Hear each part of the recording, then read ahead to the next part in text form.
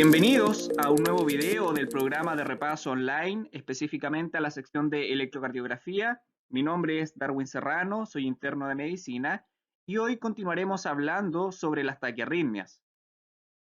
En el video anterior, Camilo explicó con bastante detalle aquellas taquiarritmias que presentan un complejo QRS que es angosto, tanto regulares como irregulares, pero hoy en día veremos aquellas taquiarritmias que presentan un complejo QRS que es ancho, tanto regulares como irregulares. Por lo tanto, hablaremos generalidades de las taquiarritmias de complejo QRS ancho para luego enfocarnos en aquellas que son regulares y finalmente indagar en aquellas que son irregulares. El electrocardiograma, sin duda, que representa y es una herramienta fundamental para la evaluación de las arritmias, especialmente aquellas que presentan un complejo QRS que es ancho. Las taquiarritmias de complejo ancho se van a definir como aquella alteración del ritmo cardíaco que presentan una frecuencia igual o mayor a 100 latidos por minuto y que se encuentran asociadas a un complejo QRS que es de duración igual o mayor a 120 milisegundos, es decir, 0.12 segundos. Sin embargo, este tipo de arritmias representan un desafío clínico dado que condicionan un diagnóstico diferencial que es bastante difícil y por lo tanto requieren una terapia urgente. Y es más, un diagnóstico erróneo puede conducir a una terapia que va a ser inadecuada.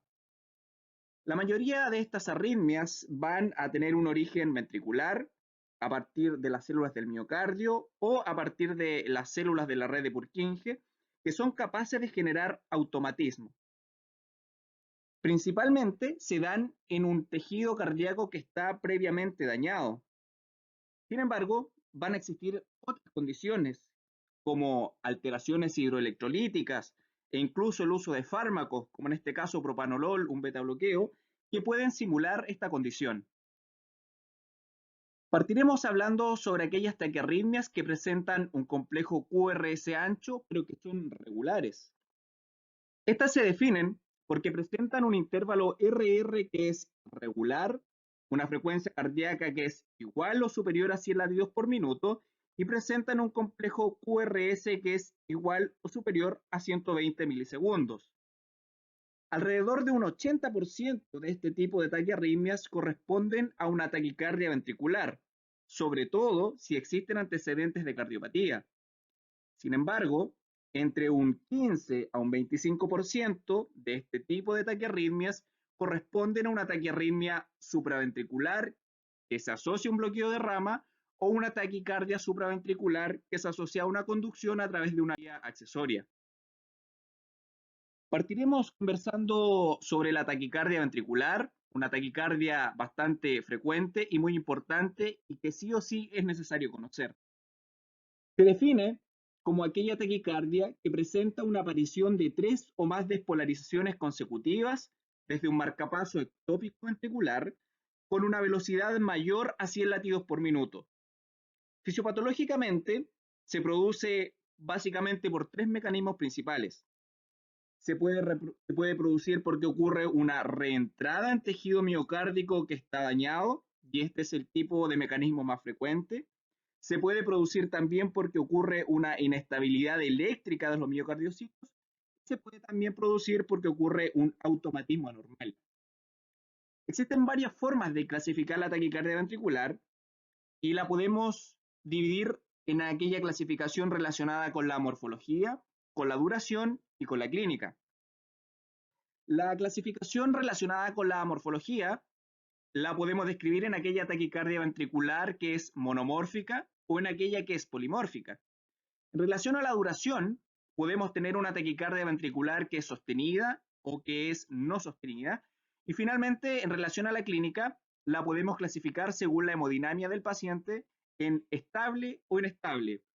Cada una de estas definiciones las iremos desglosando a medida que avanza la presentación. Ahora bien, ¿cuáles son las características en un trazado electrocardiográfico de la taquicardia ventricular? Por lo general, la taquicardia ventricular suele ser difícil de diferenciar de otras taquicardias que presentan un complejo QRS ancho. Sin embargo, van a existir algunas características generales, como por ejemplo que presentan un ritmo regular, una frecuencia cardíaca igual o superior a 100 latidos por minuto. Las ondas P pueden o no pueden existir, y si existen son bastante difíciles de visualizar. Y además, si existen, son consideradas ondas P retrógradas, es decir, son negativas en D2, en D3 y ABF, y positivas en ABR, totalmente contrario a la definición de una onda P sinusal. Y además, si existen las ondas P, van a ser distintas entre sí. Los QRS van a ser mayores a 120 milisegundos y pueden ser iguales o pueden ser distintos entre sí.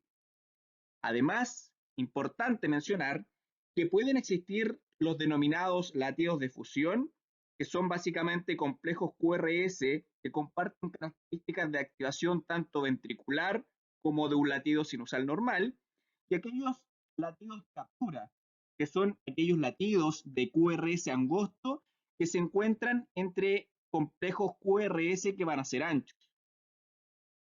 Ahora, previamente mencionamos algunas divisiones de la taquicardia ventricular y en relación al tiempo la podemos clasificar en aquella que es sostenida y en aquella que es no sostenida. La taquicardia ventricular sostenida es aquella que dura más de 30 segundos o que requiere una intervención para poder interrumpirla.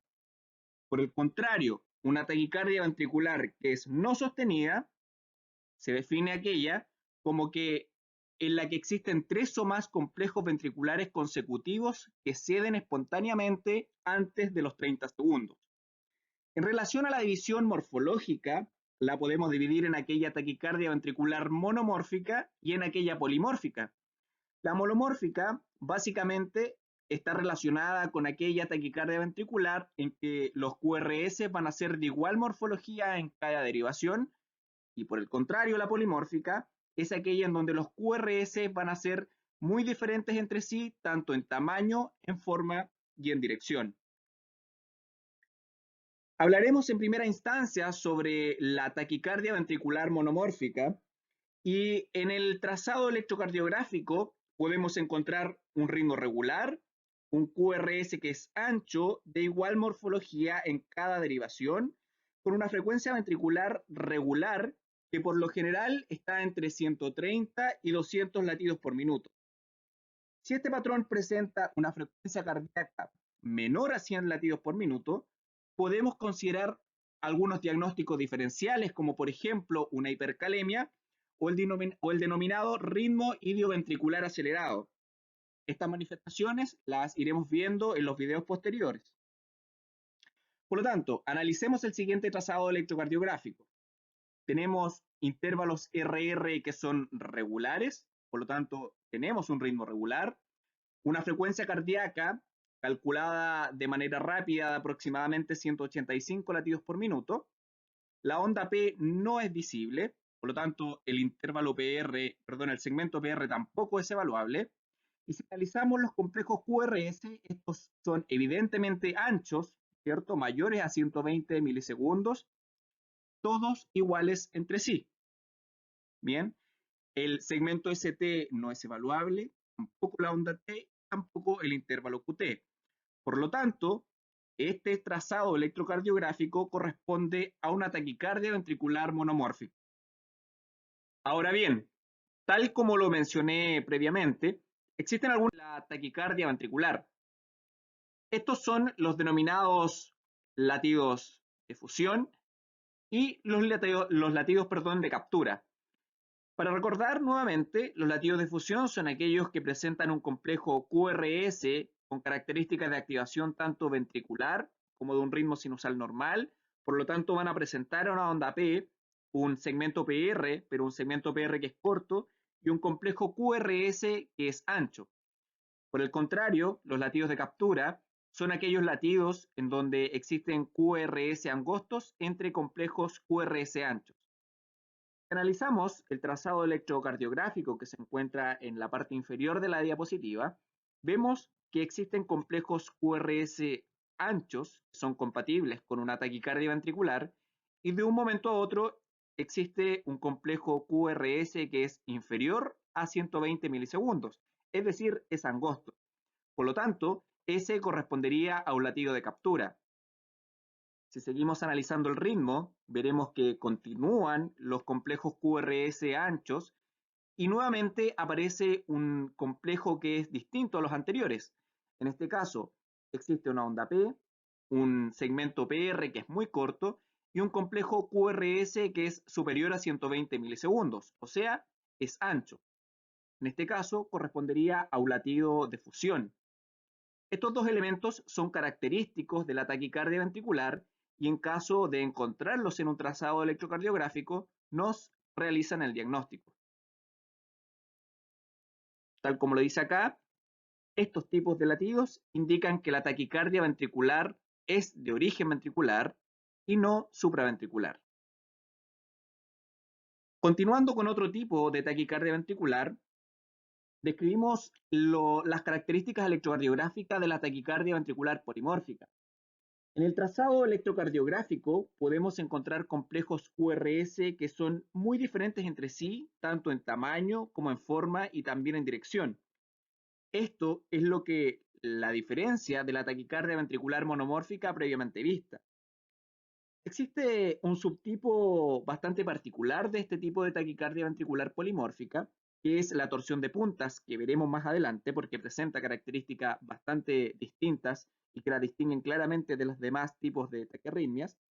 Pero básicamente el complejo QRS va a cambiar alternativamente tanto en forma, tamaño y dirección, lo que le va a otorgar una forma un tanto sinusoidal o helicoidal. Pero analicemos el siguiente trazado electrocardiográfico. Vemos que presenta un intervalo RR que es irregular, por lo tanto presenta un ritmo irregular, tiene una frecuencia cardíaca aproximada de 250 latidos por minuto. Si analizamos detalladamente, existen ciertas ondas P, como las que se mencionan y las que se distinguen en los círculos rojos, pero estas ondas P no tienen ninguna relación con el complejo QRS, por lo tanto son ondas P disociadas, y también es una característica esencial de las taquicardias ventriculares. Si analizamos ahora el complejo QRS, vemos que presentan complejos QRS anchos, pero que son distintos entre sí. Por lo tanto, tenemos QRS anchos de distinta morfología. El segmento ST no es evaluable, lo mismo sucede con la onda T y con el intervalo QT. Por lo tanto, en este trazado electrocardiográfico, estamos frente a una taquicardia ventricular polimórfica. Ahora bien, me imagino habrán escuchado hablar de los algoritmos que ayudan a diferenciar una taquicardia de complejo ancho de una taquicardia ventricular, y sin duda existen varios que son descritos para poder diferenciar este tipo de taquiarritmias. Sin embargo, estos tipos de algoritmos son bastante complejos y ninguno es 100% exacto para poder diagnosticar una taquicardia ventricular. A pesar de esto, exponemos los que se conocen, son 5, y recomendamos revisar también el algoritmo tanto de Brugada como el algoritmo de Berekei para poder enfrentar de mejor manera el diagnóstico de una taquicardia ventricular. Sin embargo, en un paper recientemente publicado este año, en marzo de este año, por el doctor Asenjo y colaboradores, se vio y se describe que el mejor indicador de la taquicardia ventricular va a ser la disociación auriculoventricular. Ahora bien, ¿cuáles son las causas de la taquicardia ventricular? Existen variadas, ¿ya? Y las causas más frecuentes son aquellas que se asocian a una cardiopatía estructural, principalmente secundarias a un síndrome coronario agudo, a un infarto antiguo. Menos frecuentemente también podemos encontrar miocardiopatías dilatadas o miocardiopatías hipertróficas, valvulopatías y algunas anormalidades hereditarias como el síndrome de QT largo congénito o el síndrome de Brugada. Y también existen algunos efectos tóxicos de fármacos como la dioxina que podrían desencadenar este tipo de taquiarritmias. Existen además algunas otras entidades, la hipoxia, la alcalosis y algunas alteraciones hidroelectrolíticas que van a propiciar la aparición de la taquicardia ventricular. Por lo tanto, son consideradas desencadenantes. Ahora, clínicamente es un concepto erróneo que las taquicardias ventriculares se presentan siempre con inestabilidad hemodinámica. Sin embargo, depende de aquello cuál es el tipo de manejo que se va a realizar. Si estamos frente a un paciente con una taquicardia ventricular y este paciente se encuentra hemodinámicamente inestable, debemos realizar de manera inmediata una cardioversión eléctrica. Bien, por el contrario, si el paciente se encuentra hemodinámicamente estable, podemos usar algún tipo de fármaco antiarrítmico, sobre todo la amiodarona. Ahora bien, es importante mencionar que como regla general se describe en caso de duda diagnóstica, toda taquiarritmia regular de complejo QRS ancho debe ser tratada como una taquicardia ventricular. Y esto es porque si a una taquicardia supraventricular que presenta un complejo QRS ancho nosotros le aplicamos electricidad como tratamiento, probablemente no tenga efectos deleterios en el paciente. Sin embargo, si a una taquicardia ventricular que la diagnosticamos como una taquicardia supraventricular con un complejo QRS ancho y le aplicamos algún tipo de antiarrítmicos que no está indicado, el compromiso hemodinámico del paciente se deteriorará rápidamente y estaremos frente a un problema. Otro tipo de taquicardia que presenta complejo QRS ancho y es regular es la taquicardia supraventricular con un bloqueo de rama y corresponde, valga la redundancia, a una taquicardia supraventricular que previamente en ritmo sinusal tenían un patrón de bloqueo de rama derecha o un bloqueo completo de rama izquierda, ya sea de carácter fijo o de carácter transitorio. Clínicamente a este fenómeno se le conoce como conducción aberrante o aberrancia. Las características electrocardiográficas de este tipo de arritmia son básicamente que presenta un ritmo regular, una frecuencia cardíaca sobre 100 latidos por minuto, una onda P precedente a cada complejo QRS de forma constante, pero habitualmente esta onda P es retrógrada. Ya lo dije anteriormente, es negativa en D2, D3 ABF y positiva en ABR. Por lo general, el complejo QRS es ancho, bien, pero no excede a los 140 milisegundos, o sea, no excede a los 3 cuadritos y medio, y se asocia a una morfología de bloqueo de rama derecha o bloqueo de rama izquierda. Para poder realizar un buen diagnóstico de este tipo de taquiarritmias, siempre es importante revisar electrocardiogramas previos del paciente que ayuden a dilucidar el diagnóstico diferencial, siempre y cuando los tenga realizados. Bien, ahora, los patrones, la fisiopatología y todas las características de los bloqueos de rama, que son un tipo de bloqueo intraventricular, van a ser vistos en el video siguiente. Sin embargo, a grosso modo, el bloqueo completo de rama derecha va a presentar un QRS que es mayor a 120 milisegundos, presenta una morfología característica de RSR' en las precordiales derechas, ya en B1 a B3, y presenta además una onda S que es ancha y arrastrada en las precordiales izquierdas, o sea, en B5 y B6.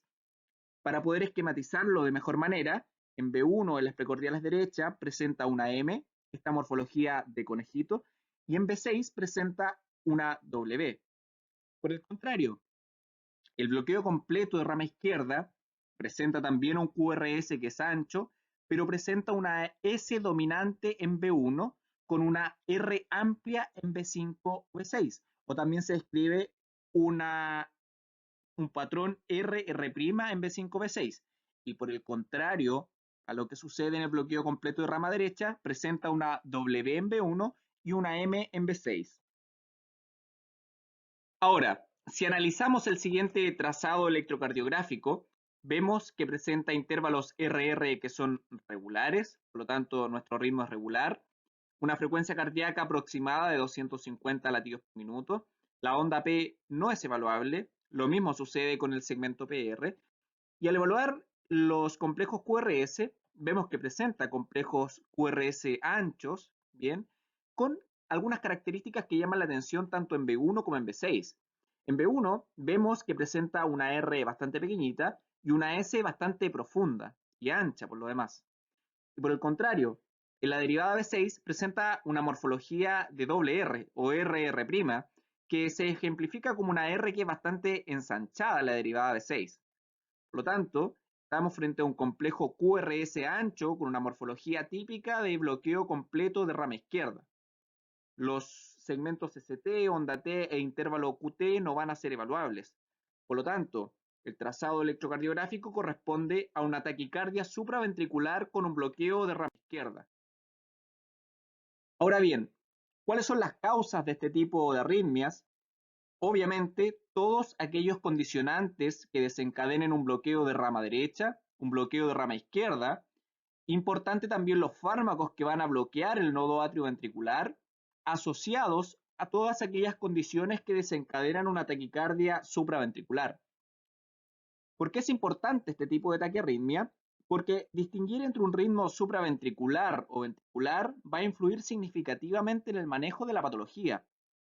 En el caso de diagnosticar una taquicardia supraventricular con aberrancia, el uso de maniobras vagales y fármacos que bloquean el nodo atrioventricular va a ser obviamente pertinente. Sin embargo, si se administran estos fármacos a una taquicardia ventricular, podemos precipitar el deterioro hemodinámico del paciente. Por tal motivo, es importante remencionar que ante la duda siempre se debe tratar como una taquicardia ventricular. Continuando con la última taquicardia regular de complejo QRS ancho, la que corresponde a la taquicardia supraventricular con preexcitación, vemos que esta se define como una taquiarritmia supraventricular que presenta una conducción a través de vías accesorias al nodo atrioventricular. El sentido de esta conducción va a ser anterógrada por la vía accesoria, es decir, va a conducir primero por la vía accesoria para luego ser retrógrada por la vía de conducción normal, o sea, va a subir a través del haz de His y del nodo atrioventricular. A esto se le denomina taquicardia antidrómica, y este tipo de taquicardia es la que va a generar un complejo QRS que va a ser ancho, difícil de distinguir de una taquicardia ventricular. Sin embargo, existen algunas condiciones, como lo vemos en este complejo QRS, que van a distinguirla de otros tipos de taquiarritmias, y esa es la denominada onda delta o también denominada onda de preexcitación. En el trazado electrocardiográfico vamos a encontrar un ritmo que va a ser regular, con una frecuencia cardíaca mayor a 100 latidos por minuto, un QRS ancho con ondas delta, las ondas de preexcitación que van a ser un tanto evidentes, aunque pueden ser difíciles de diagnosticar en caso de que la taquiarritmia tenga una frecuencia cardíaca bastante elevada. Característicamente, además, las derivaciones precordiales, es decir, de B1 a B6, van a ser todas positivas. Otro dato importante es que durante el ritmo sinusal puede observarse claramente el patrón de preexcitación, es decir, una onda delta, un segmento PR que va a ser corto y un complejo QRS que va a ser ancho. Al analizar este trazado electrocardiográfico, en donde se muestran las derivadas precordiales, vemos que presenta un intervalo RR que es regular, por lo tanto nuestro ritmo es regular, una frecuencia cardíaca de aproximadamente 136 latidos por minuto. Si analizamos, existen también ondas P, por lo tanto, pero ondas P que en teoría están presentes, pero no son tan sinusales. El segmento PR es corto, muy corto, y si analizamos el complejo QRS, vemos que es un complejo QRS ancho, bien, asociado a una onda delta. ¿Y dónde está la onda delta? Aquí. Este tipo de montañita que se produce antes de iniciarse el complejo QRS normal. El segmento ST, la onda T y el intervalo QT van a ser prácticamente no evaluables. Por lo tanto, este trazado electrocardiográfico corresponde a una taquicardia supraventricular con preexcitación. Y algo muy importante también es que si ustedes se fijan, todas las derivadas precordiales son positivas, no presentan ningún tipo de oscilación en el eje. ¿Cuáles son las causas? Obviamente tiene que existir una vía de conducción accesoria que puede ser conocida o no por el paciente, asociadas a causas que condicionan y que desencadenan una taquicardia supraventricular. ¿Por qué es importante clínicamente este tipo de arritmia? Porque si el paciente es joven, tiene buena reserva cardíaca, no tiene cardiopatía conocida, pero tiene sí una vía accesoria conocida, nos facilita el diagnóstico y podríamos tratarla como una taquicardia supraventricular con conducción accesoria, que va a ser igual a una taquicardia supraventricular. Sin embargo, si nuevamente nos equivocamos o tenemos la duda y no tratamos bien este tipo de taquiarritmia, podemos desencadenar nuevamente un deterioro hemodinámico significativo del paciente. Por lo tanto, ante la duda, tratar como una taquicardia ventricular. Una vez terminadas las taquicardias regulares de complejo QRS ancho, hablaremos sobre aquellas taquicardias irregulares que presentan un complejo QRS mayor a 120 mil. Estas son definidas como aquellas taquiarritmias que presentan un intervalo RR que es claramente irregular, que se asocia a una frecuencia cardíaca superior a 100 latidos por minuto y un complejo QRS mayor a 120 milisegundos. Ante estas características, siempre debemos pensar en primera instancia en una fibrilación auricular con alguna situación que genere el QRS ancho. Esto puede ser tanto un bloqueo de rama como una conducción a través de una vía accesoria. Y en segunda instancia, pensar en una taquicardia ventricular polimórfica. Hablando entonces sobre la fibrilación auricular con bloqueo de rama, esta se define como aquella fibrilación auricular que se presenta en un paciente con un bloqueo de rama derecha o un bloqueo de rama izquierda previamente conocido. Todos los impulsos que van a ser originados en estos focos ectópicos de generación de latidos a nivel auricular van a ser filtrados por el nodo atrioventricular. Sin embargo, va a existir un bloqueo de rama que va a condicionar que el complejo QRS sea ancho. En el trazado electrocardiográfico podemos encontrar características típicas de la fibrilación auricular, como es el ritmo irregular, una frecuencia cardíaca sobre los 100 latidos por minuto, pero que bordea los 150 latidos por minuto, y ausencia de onda P. Los QRS van a ser anchos, y esto es muy importante. Todos los complejos QRS van a ser iguales entre sí. Asociado a lo anterior, se va a encontrar un patrón típico de bloqueo completo de rama derecha o bloqueo completo de rama izquierda, que se mantienen al disminuir la frecuencia cardíaca del paciente. Si analizamos el siguiente trazado electrocardiográfico, vemos que, si bien a simple vista no es tan evidente, presenta intervalo RR que es irregular. Por lo tanto, nuestro ritmo es irregular, una frecuencia cardíaca que bordea aproximadamente los 115 latidos por minuto. No tenemos una onda P, el segmento PR no es evaluable, y si analizamos los complejos QRS, vemos que son complejos QRS anchos, ya mayores a 120 milisegundos, con algunas características en particulares. Nuevamente vemos B1 existe una onda S profunda, ¿ya? Y en B6 una morfología característica de RR' o onda R que es bastante ensanchada. Por lo tanto, nos orienta a que presenta un patrón de bloqueo completo de rama izquierda. Los demás componentes del electrocardiograma no presentan alteraciones. Por lo tanto, este trazado electrocardiográfico corresponde a una fibrilación auricular con un bloqueo completo de rama izquierda. ¿Cuáles son las causas de este tipo de taquiarritmias? Obviamente que exista un bloqueo intraventricular que puede ser derecho o izquierdo que se asocie a condiciones que desencadenen una fibrilación auricular. Camilo los explicó en el video anterior, principalmente relacionados con anormalidades estructurales de la aurícula izquierda. ¿Por qué es importante conocer este tipo de taquiarritmia? Porque si la diagnosticamos de manera correcta, el tratamiento va a ser igual al de la fibrilación auricular sin bloqueo de rama. Sin embargo, ¿qué sucede si es una taquicardia ventricular y la tratamos mal? Desencadenaremos nuevamente que el paciente se deteriore clínicamente y de forma rápida. Por lo tanto, ante la duda, cualquier taquicardia con complejo QRS ancho, sobre todo si es regular, tratarla como una taquicardia ventricular. Otro tipo de taquicardia de QRS ancho irregular es la fibrilación auricular con preexcitación, y esta es muy importante conocerla. Se define como aquella fibrilación auricular en un paciente que presenta una conducción a través de una vía accesoria previa. Los cientos de estímulos irregulares que se van a originar en el tejido auricular van a ser conducidos a los ventrículos tanto por la vía normal, que es el nodo atrioventricular, tanto como por el haz de His o la vía accesoria.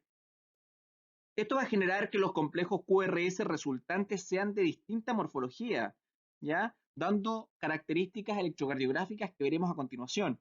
Y tal como lo muestra la imagen, tenemos estos distintos focos ectópicos a nivel auricular, sobre todo a nivel de la aurícula izquierda, que van a ser conducidos tanto a través del nodo atrioventricular como a través de la vía accesoria. Y esto va a generar que el trazado electrocardiográfico tenga características de conducción a través del nodo atrioventricular, o sea, complejos QRS normales, y características de conducción a través de la vía accesoria, es decir, complejos QRS anchos, con onda delta, intervalo PR muy corto en caso de que se vea, etcétera, como lo veremos a continuación.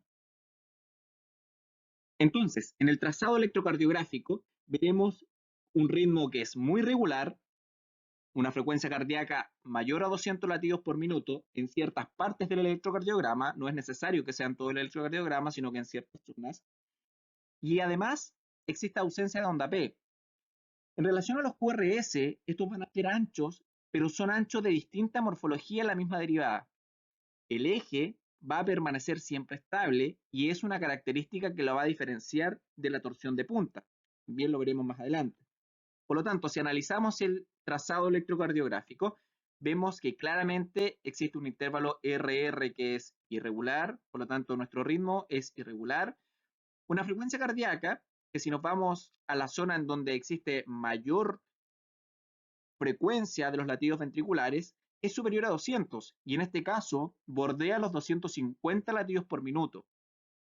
La onda P está ausente, el segmento PR no es evaluable y si analizamos los complejos QRS vemos que son complejos QRS anchos de distinta morfología entre sí. ¿Ya? Son QRS distintos, pero que todos son positivos en la misma derivada. Por lo tanto, tenemos QRS anchos de distinta morfología. Además, los demás componentes del electrocardiograma no van a ser evaluables. Y esto es importante, lo repito, el eje permanece siempre estable en la misma derivada. Por lo tanto, el trazado electrocardiográfico previo corresponde a una fibrilación auricular con preexcitación. ¿Cuáles son las causas de este tipo de arritmia? Obviamente que exista una vía accesoria preexistente que puede ser conocida o no por el paciente, asociada a condiciones que van a desencadenar la fibrilación auricular. ¿Por qué es importante este tipo de arritmia? Porque la fibrilación auricular que se asocia a una preexcitación puede ser una condición de elevada gravedad, ya que la conducción a través de la vía accesoria puede ser tan alta que puede desencadenar una fibrilación ventricular y un consecuente paro cardíaco en el paciente.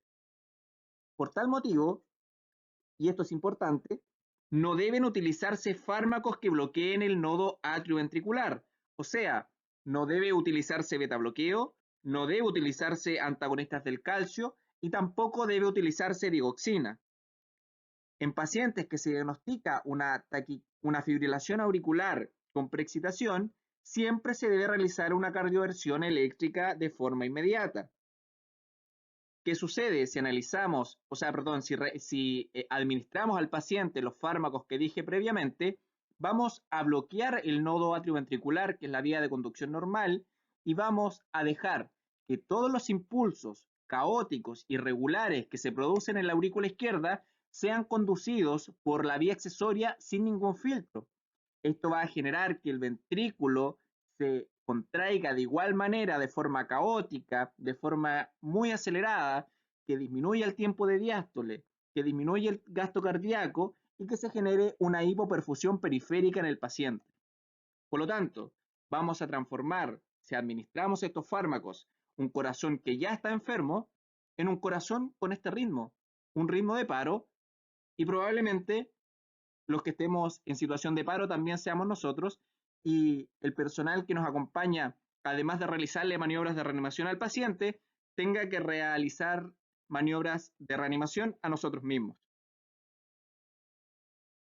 Otro tipo de taquicardia que es importante, que es irregular de complejo QRS ancho, es la taquicardia ventricular polimórfica, y algo vimos previamente en las diapositivas anteriores.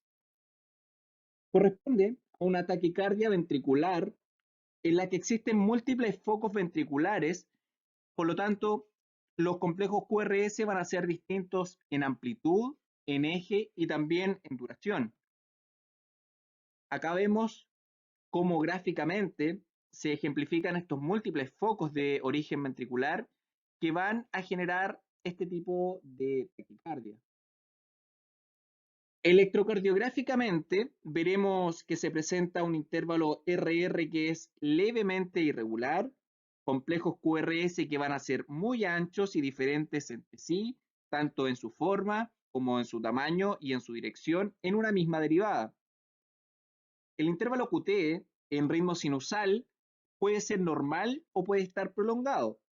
Y esta última condición puede desencadenar un tipo de taquicardia ventricular denominado torsión de puntas, que se caracteriza porque el complejo QRS va a ser ancho y estos van a ser además diferentes entre sí, que cambian alternativamente durante una serie de latidos en forma, en tamaño y en dirección, adquiriendo una apariencia sinusoidal o helicoidal.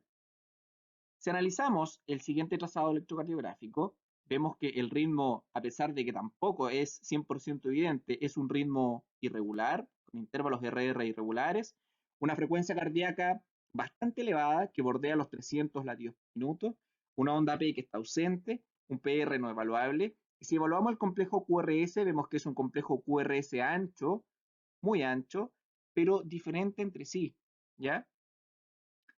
Y además se puede observar esta morfología helicoidal si es que realizamos un trazado sobre los picos de los R. Los demás componentes no van a ser evaluables, sin embargo en un ritmo sinusal el intervalo QT va a ser largo. Bien, acá apareció de forma tardía, pero ahí se ve claramente que presenta una forma sinusoidal.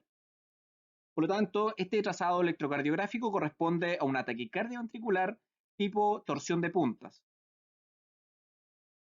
¿Cuáles son las causas de este tipo de taquiarritmias? Las podemos dividir según su intervalo QT.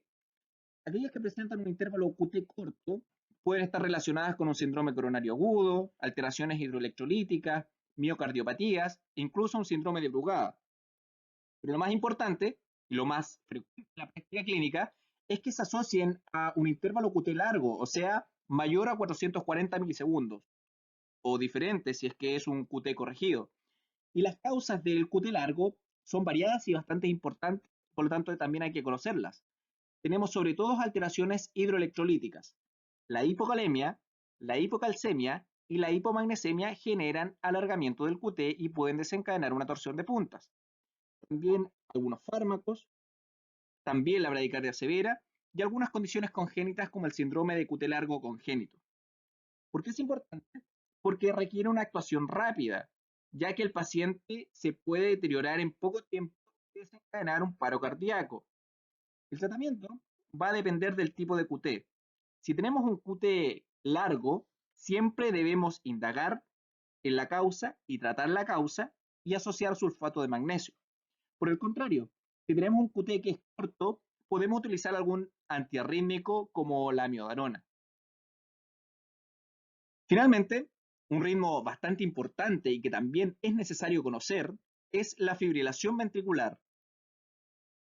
Este se define como aquella despolarización desorganizada y contracción caótica de pequeñas zonas de miocardio ventricular en la que no existe una mecánica cardíaca que va a ser eficaz y por lo tanto va a desencadenar una alteración del gasto cardíaco.